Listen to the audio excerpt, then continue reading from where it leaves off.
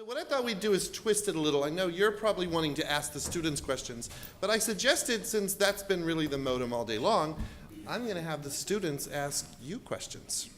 So who are our microphone folks? Hello, and thank you for your service today. Oh, they're looking at me like, what? What? Huh? What? You want to start on that end of the table? Over the lucky first. Just if you have a question for the audience. Okay.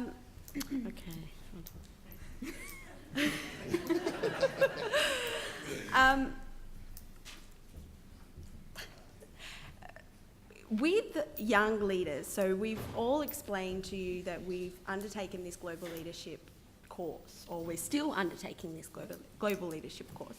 And we've got some, if you look at our eyes, I think you'll notice we've got those, bright, lazy eyes where we see the world differently and we're really eager to get out there and, make a difference. What is your take on what impact we're going to have for you? Because I've noticed that people in the room, there's some that from industry, some from non-for-profit, some from, education. So what impact are we going to have on you? What do you think that we're going to bring to you by, sharing with you what our experiences are? What is it that you think our greatest asset is to you? Yeah, Leith, by the time the question gets to you, it's going to be hard. Okay, so my office probably recruited most of you, and so you are my stars. You are the future of my marketing campaign. Thank you. Yeah. Yay! Excellent. Nicely done.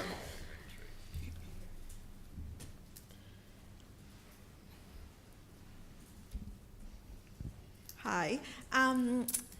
I guess it actually depends. As any of us who've done masters know, that's always the correct answer in any situation. But when I reflect back on your question and I think back in my corporate experience, I think it really depends on how open the management are to new ideas. I think one of the issues that traditional businesses grapple with is with disruptive technologies coming in, how do you stop that myopia? Like you've heard Rowan talks about Kodak. How do they not see it? It's incredibly scary how when you are in that bubble, you actually, the world that they see, because the information source that they read, their peers are, are your auditors and partners, all from the same big four companies, they actually are getting, that's how their reality is. I think we discussed that earlier. So I remembered as a manager what I used to say to some of my newer staff that might have come from different organizations. I say, can you please make a note of all the things that you notice are different, and you think, oh, that's really interesting, and stuff,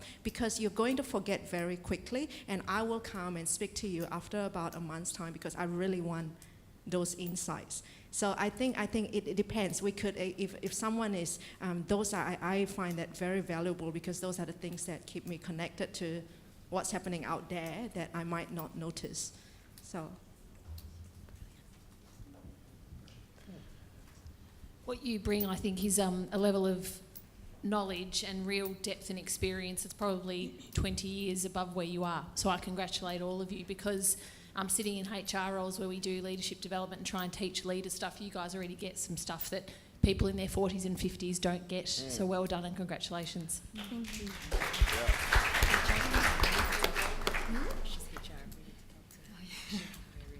I'll take a slightly academic perspective and say the one thing you are is wonderful brand ambassadors for both Swinburne and Northeastern. Carry that with you everywhere and be very, very proud of it. So well done, guys. Thank you. Thank you very much. This is good. Rick, can I just add to that? Yes, of course. Absolutely. This is what we love. I think that my generation has been an unbelievably self-indulgent generation, and I don't think that your generation will be like that. I have a daughter quite a bit younger than you, but I think that she sees the world very differently. My fear is that she doesn't see what I saw my mother go through and the hardships and the work that she did, and she looks at, two working parents maybe unavailable and doesn't want that. So it's a mixed blessing, but I think the world is your oyster, and I think you're much braver than many of us, and that you will take up many of the challenges that we've dropped, climate change for one. So. Thank you.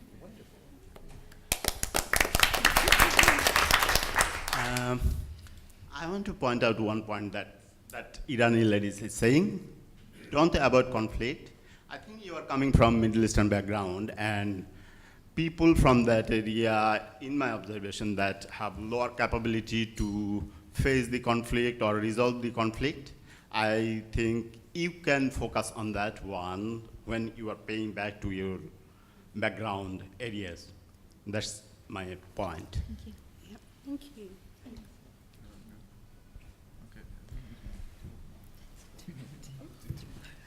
I wasn't sure how this is going to work. This is really exciting. This is really good. Yes, keep going.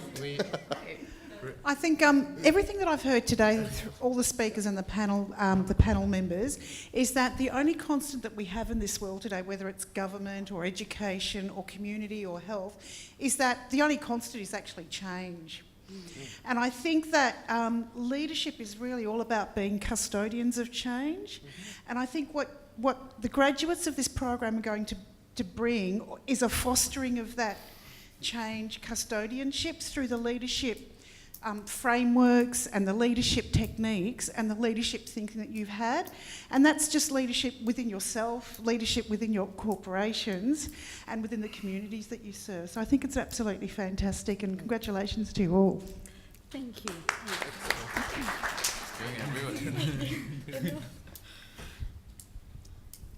To piggyback on that a little bit, Yeah. Oh, no. Absolutely no pun intended. What? I was very struck by the way you were talking about your global family. And so I think that you can make a contribution to a bigger understanding about what being global means.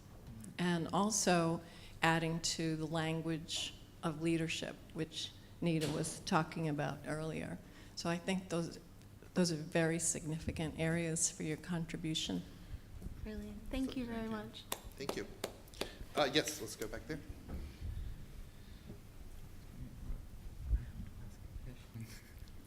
Thank you. If I can just provoke your thinking a little.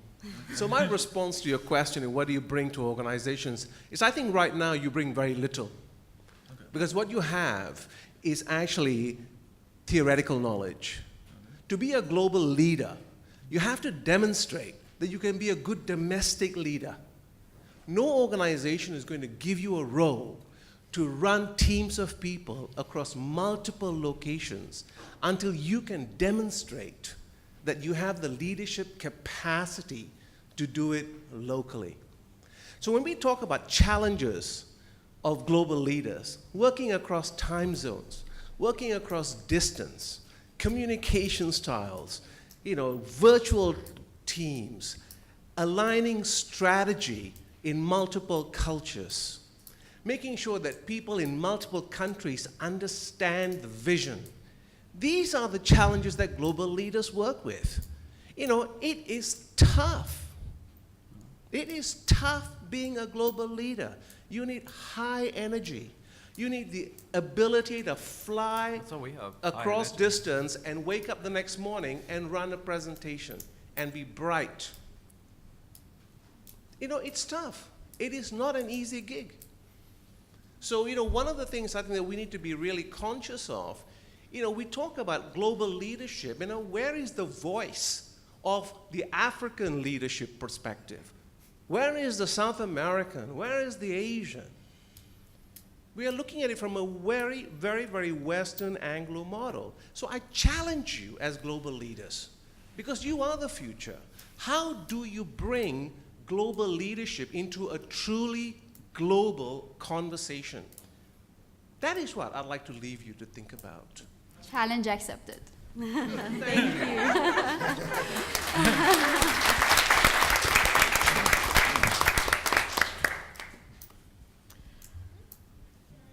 Yes, please do.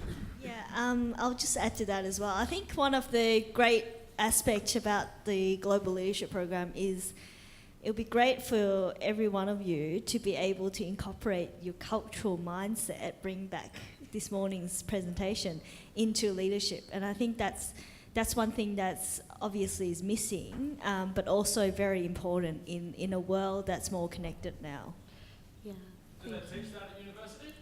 Yeah, we actually, that was why, in my part, I actually mentioned I'm actually very comfortable now to be open about the fact that I'm, my background is Middle Eastern.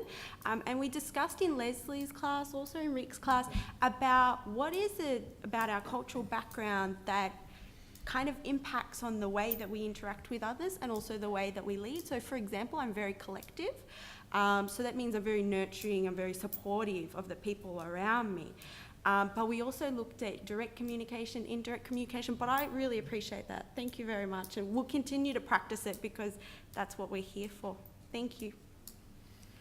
I'd like to second what she said, that, I'm sorry, I'm taking your time. I'll just take 1 minute. What she said that, I was a bit insecure about telling people that I'm from India, but what I learned from Rick's class that right now I'm perfectly comfortable being in my own skin. It's just that, if you say you have one view, I would say I'll tell you another view to look at it, and which makes the world even more beautiful. Yeah. Thank you. I think you anticipated what I was going to say there, because I was going to say, Naj, and all of you, you are going to be surrounded by naysayers wherever you're working, and particularly if you're working in Australia. You will have people telling you how tough it is and how hard it is and how you need to be better, etc. What I'm going to suggest to you is that you just be yourselves, because you will make a difference by being there. Thank you.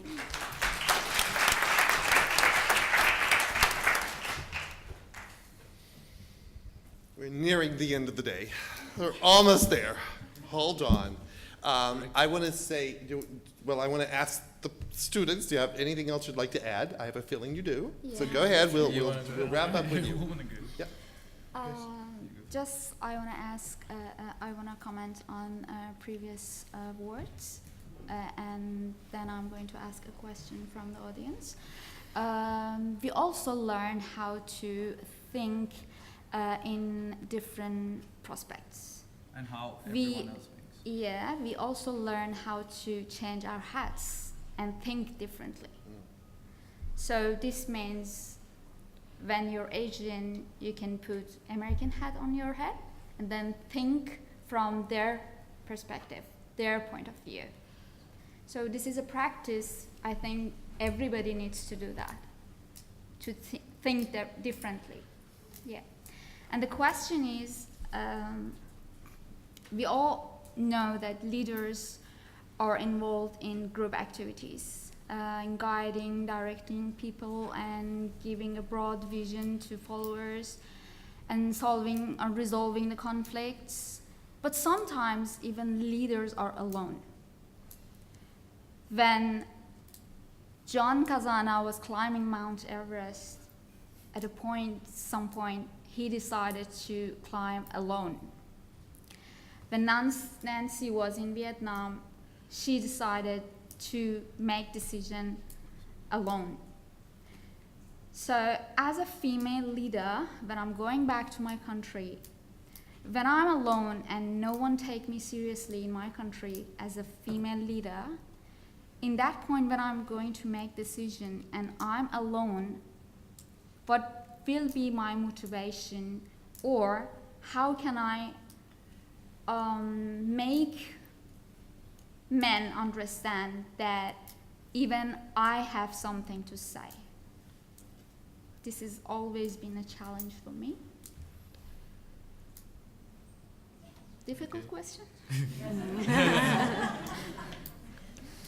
I know, because you have never been in this kind of situation, but it is serious, yeah? Yes, Rebecca. Culturally, it's obviously not the same for me, but something I want to share is that when I created the MOOC and was so exposed, thank you. When I created the MOOC and took this content that I was so proud of and had developed as a new way of looking at social change, and it was a new technology and it was a new tool, I was terrified. And I realized what I was afraid of was being out there alone and being called out or making a mistake or not having it go well. And I think sometimes the fear comes from not having ever really experienced that. So I would just say, don't be afraid, because you may make a mistake. You may get called out. Someone may disagree with you, but when you go home after that experience, you will still be you, and you will still have the intelligence and the passion and the education that you bring to it. So try to let go of the fear of failure, because it's kind of inevitable, and when it happens, you'll be stronger afterwards. So I can't say that I would know what it is to feel, to be in your shoes when that happens, but try to embrace those failures and realize that the fear is just of the unknown.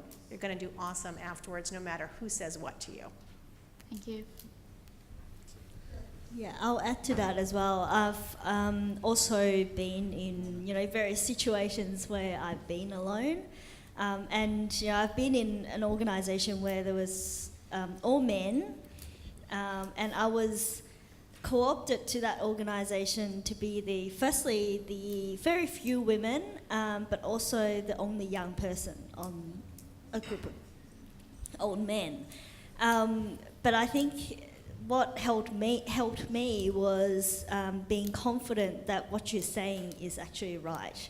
So equipping yourself with the skills that you know what you're saying is right, even though everyone else might say it's the wrong thing, that you shouldn't be doing it, but you know you're right. So, and sometimes you might do it once, it might not work, and you might do it again at another time, and slowly I think people will start to change.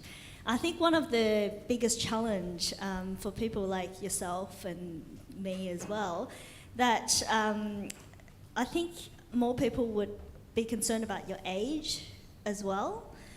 So it's not just about the gender, that you're just a young woman. So what do you know?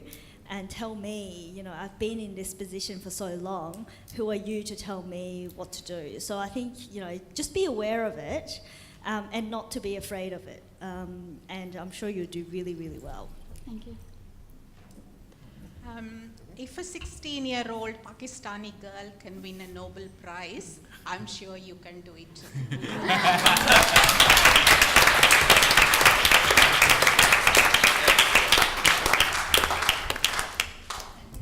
Excellent. Hi, my name's Kim. Sorry, I'm over There we here. go. Okay, thank you. It's been great. My neck was turning that way. It was getting there. Slowly but surely. Yes. Years ago, I was being mentored by a leader in the organisation that I work with, and she's since moved on to another one. But one of the things that has always stuck with me that she said to me was, you never know what anyone is thinking, so don't even worry about what anyone is thinking. You just always remain true to yourself. And so you keep doing what you need to do, because as soon as you start worrying about what people might be thinking about you, you're automatically just cutting yourself off at the knees, and you don't even know what they're thinking anyway. So you just stay true to you. That's about it. Thank you.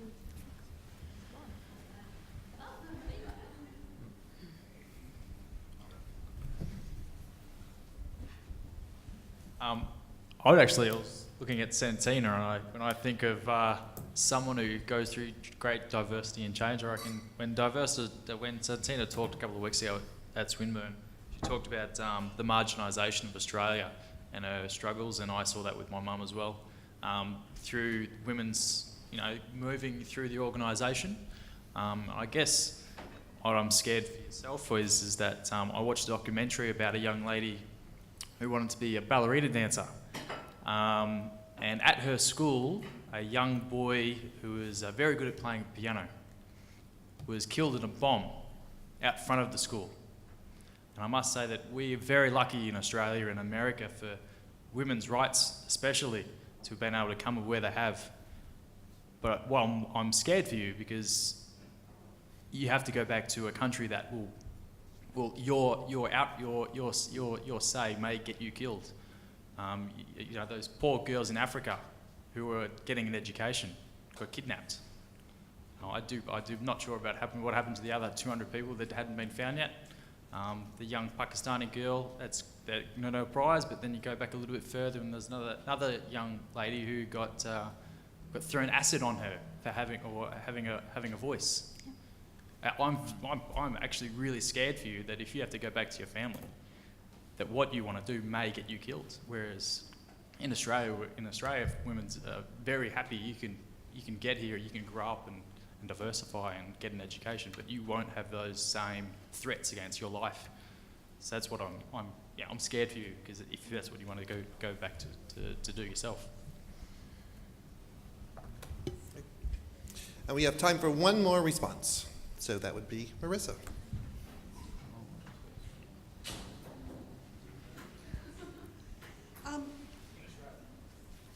A famous Swinburne alumna is a lady called Anusha Ansari, who was the very first Muslim and the very first Iranian woman that went into space. And she came and did a talk to Swinburne about how she had to overcome her fears of going into space and being able to get there. And what she said was, dare to dream, know yourself, and whatever you do, just do whatever it takes to get to that point, or to do whatever it takes to get to your dream. So I think it's about courage, but I think it's about really knowing yourself. And I think you've got the tools there to be able to do it.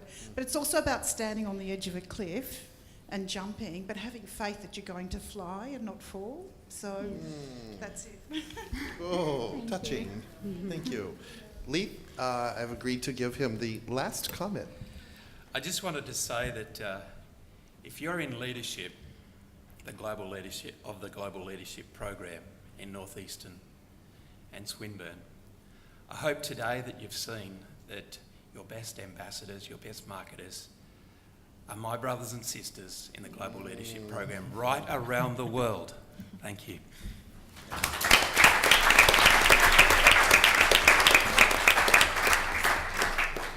Thank you all very, very much. Thank you all very much for listening as well. And I now turn it back over to Joanne. Thank you. If you'll just stay there, we're going to do photographs afterwards.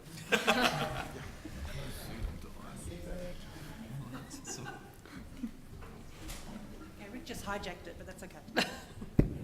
So, thank you, Rick. Thank you, students. That was actually really great. Thank you. It's now the end of the day, and we've heard stories, we've heard theory, we've heard practice across the sectors, and it's fantastic to hear the students' stories. And I was sitting there thinking, I was thinking about a guy who put together a magazine called Leaders with a Life.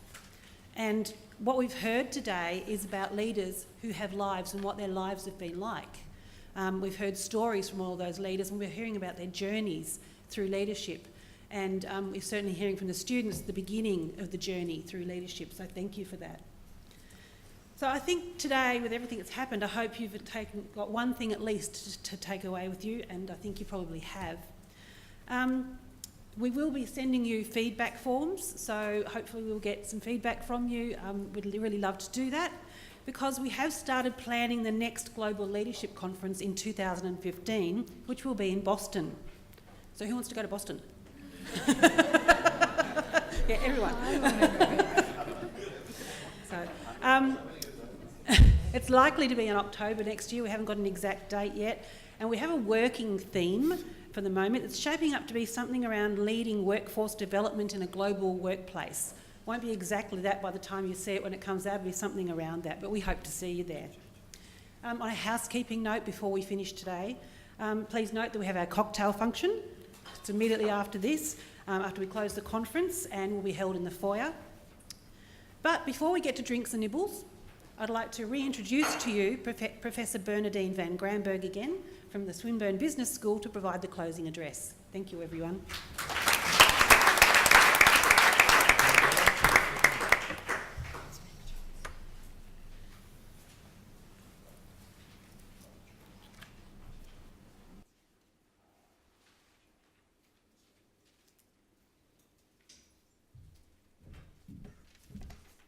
Thank you, everyone. I'm very pleased to provide the summing up for the day and what a day it's been. But before I do it, we've got some students here.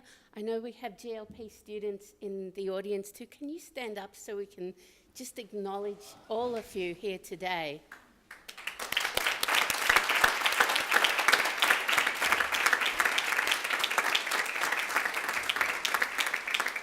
Thank you all. So I was asked to do the summing up today, and I thought to myself, what I'll do is listen to all the speakers and I'll take notes, and at the end I will give you a little summary of what everybody said. And then about 10 minutes into the first presentation by Richard, I realised that was quite linear thinking, and that perhaps what I should really do is make an effort to, design or create a more systemic view of leadership. So here it is. I've divided this into 6 themes, and I think various people crossed over all of these themes. So the first theme that I found is that leadership is actually a very reflective process. It really demands of you, of us, of me, to know ourselves and create an authentic leadership, knowing ourselves, knowing what we are, who we are, our cultures, and as Weeza asked in her presentation, how do you practice authentic leadership if you don't bring your ethnicity to the table, just as one aspect of yourself? And that's been reflected in some of the things the students have said too. Secondly, and as part of point 1, you need to know your mission. You need to know what you've really been put on the earth to do. And I think Darren summed it up when he told us about the English program, the dual English program and community meal that he hosts for international students, which gets them connected and gives them some skills that they can really use as well. In reflecting on ourselves, it's about identifying our values so that we're true to those values and developing a sense of empathy and being open to vulnerability. And a few people talked about that. Christian told us that vulnerability leads to innovation. And Nancy shared with us her vulnerability, which created a much greater understanding of people she was dealing with. My second theme is about connectedness, and that's the theme of our conference today.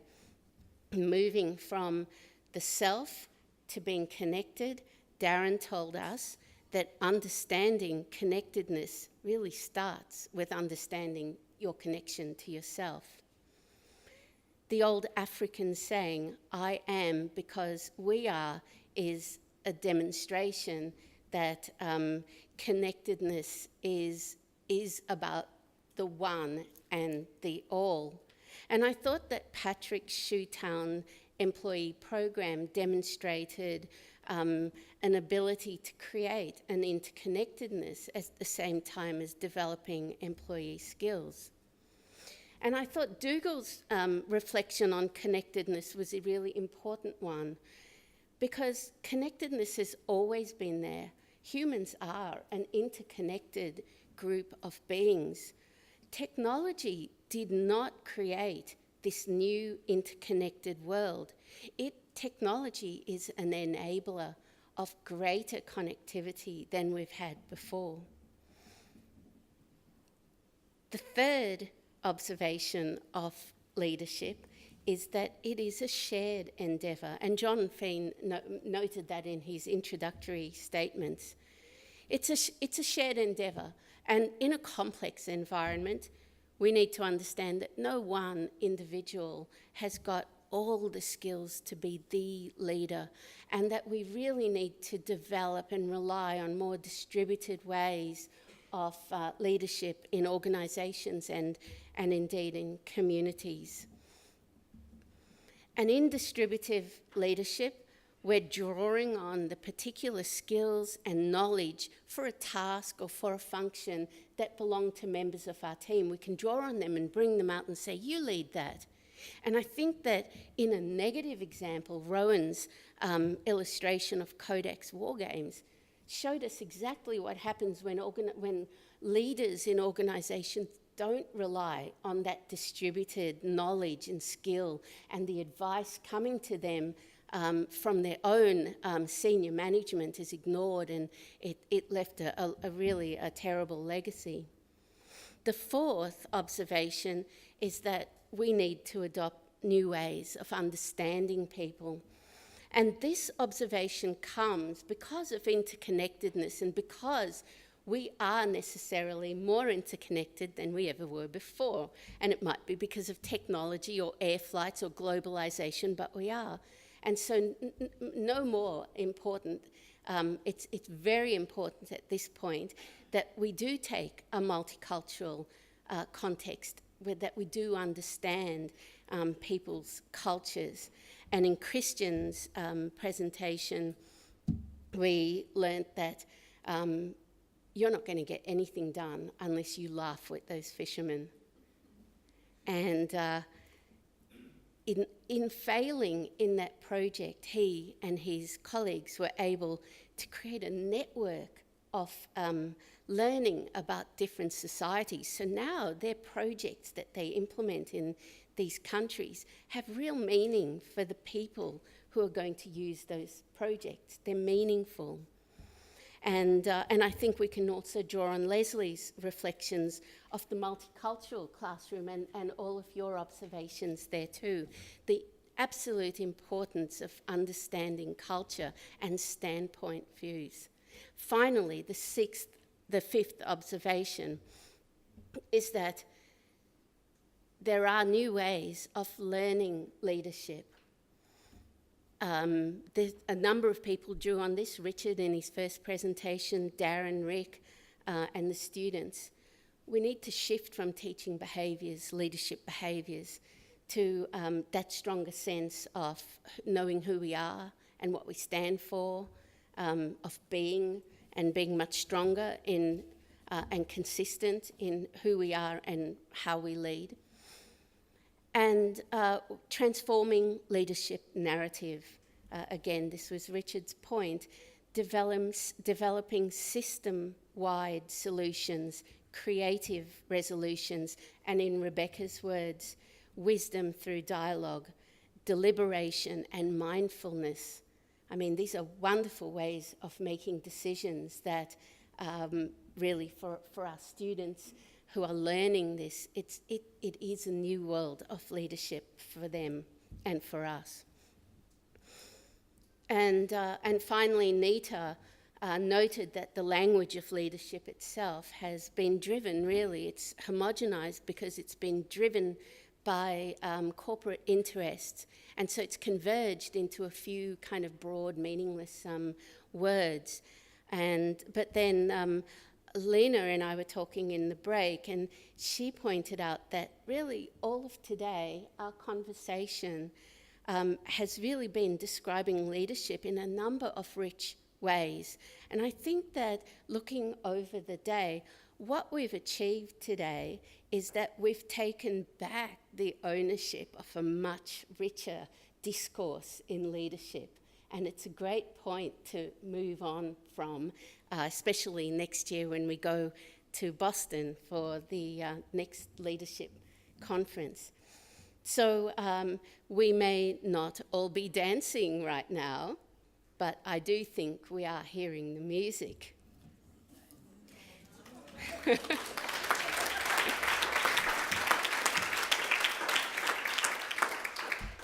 My final words are just a big thank you, because an event like today just doesn't happen overnight. It's taken months of planning. So if you turn to your programs on page 14 and 15, I'm not going to read out these names, but just have a look at how many people from Swinburne and Northeastern have contributed to making today everything that it has been, and I've just enjoyed it thoroughly. I know that you have too. I want to single out one person though, Patricia. Is Patricia in the room? Patricia, really, your dedication to this event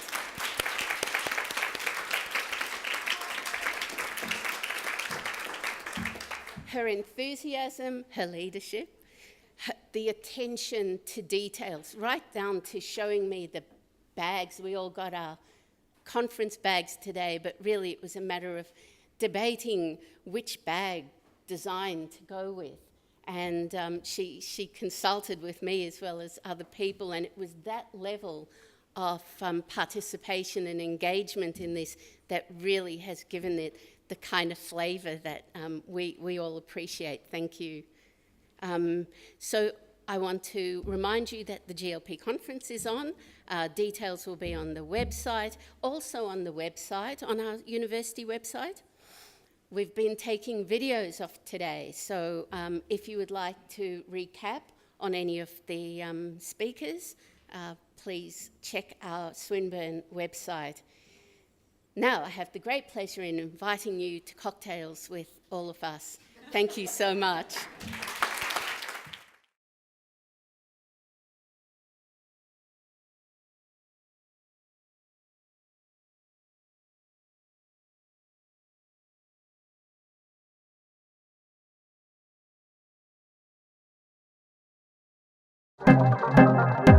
This has been a Swinburne production.